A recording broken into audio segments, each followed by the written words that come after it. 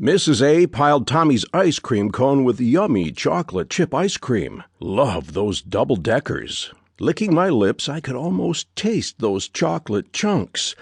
But would my family scoop any in my bowl? Looking at the dry dog food that was supposed to be tasty, I knew the answer. No, there'd be no dog food-covered scoops of ice cream for me.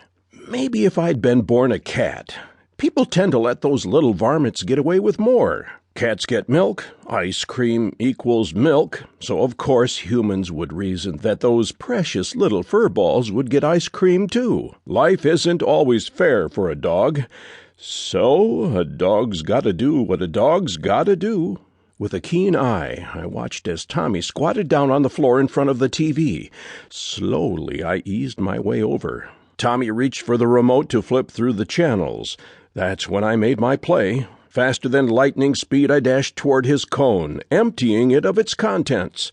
Man, 2 scoops of ice cream are a lot for even a dog. I threw my head back and gulped it down. "Mom!" Tommy shouted. Oops, maybe I should have stopped long enough to cover Plan B, my escape plan. "Sarge!" Mr. A shouted. Quicker than I can turn around to look over my shoulder, he grabbed my collar. As hard as he pulled forward, I pushed back. Picture a fish on a hook trying to swim backwards. That's what I looked like, trying to run for my life. "Come on, boy," Mr. A said and jerked on my collar. "Time for you to take a trip outside." Well, if it was only a trip. I quit fighting and headed for the door. Whoa! Mr. A almost fell when I quit struggling. If dogs could laugh, I would have. The things we miss out on. Panting would be my only means of a snicker. Ruff, ruff, ruff. Of course, an anxious bark helps too. Let Mr. A know he's slowing down a bit. It's always good to keep those humans on their toes. Mr. A opened the sliding glass door and let me out on the back porch. Can't say I minded going out this time. It'd give Tommy some time to cool off. Maybe he'd think about being selfish with leftovers.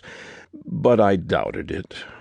Breathing in a breath of fresh air after an afternoon rain did a dog good.